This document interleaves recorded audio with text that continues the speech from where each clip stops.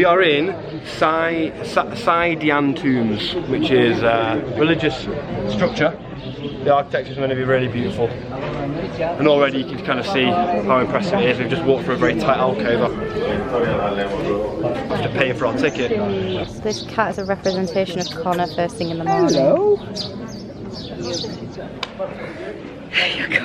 We're definitely not cool right now. No, we're not cool. It's absolutely boiling. It's the hottest. There's a big queue, as you can see, behind us there, which I don't know exactly what they're queuing up for, but it might be one of the main parts of this, the whole tombs. But the tombs themselves were built for the dynasty of the Al-Ahmad Mansur dynasty, which I think was about 500 years ago. I think that's when they were mainly housed for all their emperors, so it's basically the tombs where all of their sort of royal family were buried. And it's been kept mainly because of that, but also the incredible architecture. You can't really see it very well here, but because the sun's there, but behind us you might see it. There's almost like a wooden carving archway here, and the amount of detail is just ridiculous. And for me, when I look at these, you think we've almost lost a little bit of precision and care we put into the sort of buildings we produce nowadays. Like, people were just hard at work. It's different now, but back then I think you look back on the buildings then and they're just much more impressive. I agree. Like these here, and the influence from location to location is just very unique. No, it's not just the tile work, which any artist will know doing mosaic art is very time consuming. And then there's the engraving in the wood, like every single bit, and there's actually Arabic spelt in there as well.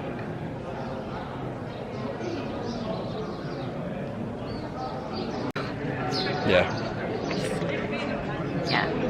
Very impressive stuff. Join the queue we just previously showed you, which we weren't sure what was through it, but it was basically what you see on the main photos of the Saadian tomb, which is where they sort of have what looks like structures out of the ground where maybe some of the tombs were. You'll see it if you see it on Google. It's the main room. It is actually, it's beautiful architecture, but it's like just a barrier and people are just there waiting to take photos. So the only downside is you feel very rushed, which is the downside, only downside to travelling when you're in a very beautiful area and you're kind of rushed along. Besides that though, maybe get here early if you can and check the earliest times you can get here, because it is really beautiful and dead unique, the architecture. Yeah, like the gardens are really pretty. Like you can get your shot, but you do feel that peer pressure to like hurry up, which we did. But it's just little bits like this. You guys are not really going to see it very well because of the lighting. Look. It's pretty, isn't it? If you're Game of Thrones fans, then you'll kind of know what we mean when you're walking through these sort of garden spaces. Thick and tree where a conversation will happen. And the sort of redishy hue to the clay buildings, it all gives very Game of Thrones style to the buildings. Yeah. House of the Dragon as well. Yeah. But Game of Thrones really. Yeah. So we've just done the tombs now, and now we're heading to our next attraction that we'll be seeing, because it's Ramadan as well. So anyone that is coming at this time of year, we've only got until 3 o'clock to see everything. Normally you've got until 5, I believe. We arrived at one of the other very well-known popular destinations in Marrakech, which is the Badi Palace, which is also similar to the tombs, although the tombs were obviously where all the royal people were buried from the Ahmad al-Mansur dynasty. This is where the royal palace was, so this is where they lived and reigned.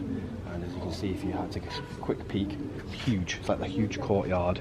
I assume it's been built up now because you've got lush greenery lower here, and then you've got this massive open courtyard, which would have been maybe where they housed entertainment, who knows, but yeah, really impressive.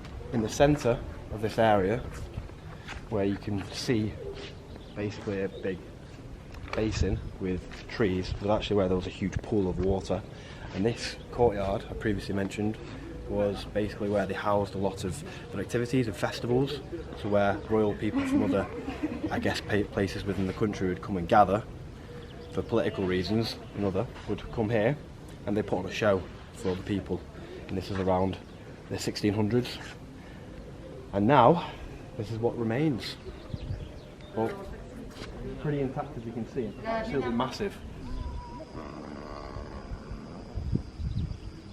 See this crazy woman jogging?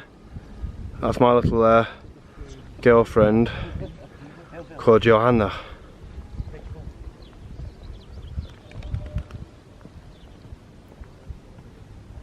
on a scale of 1 to 10, how sweaty do you feel? 20. No, I think I'm about a 12. I'm a 12. By the way, is 7. Just in case you don't know, it's a language this young lady understands. Oops, sorry, I pulled you out. Oh, your bracelets every time. No, it was my hand that time.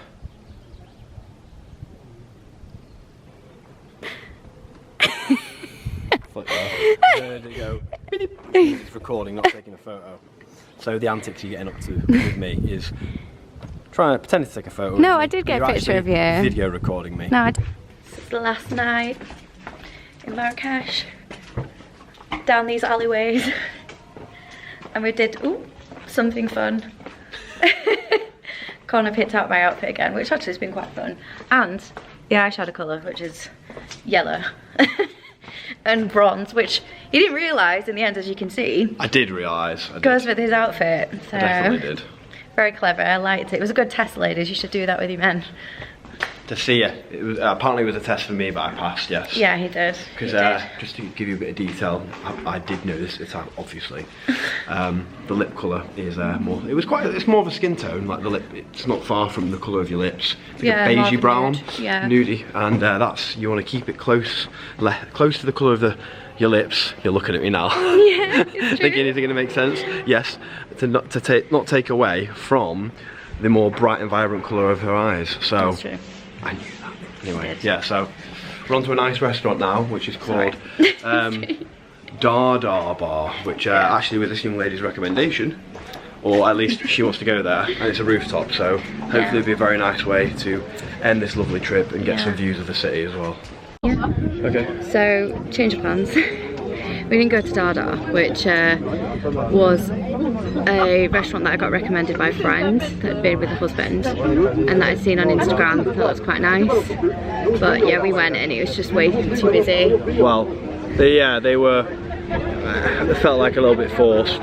We were told we could sit upstairs in one place for like an hour and then there'd be other people that would mean we'd have to be ushered to the corner basically. So we've left that.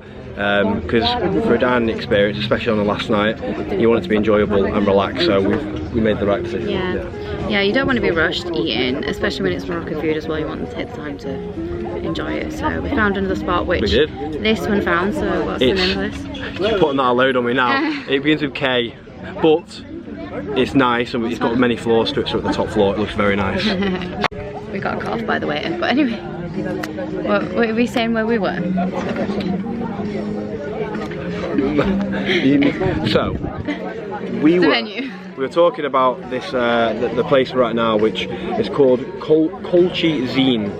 So Koulchi Zine, but we can put it in the description. So it's a bit of a wild shot, but I'm sure it'll be very nice.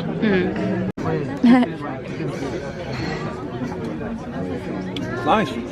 Fresh, very fresh. Yes.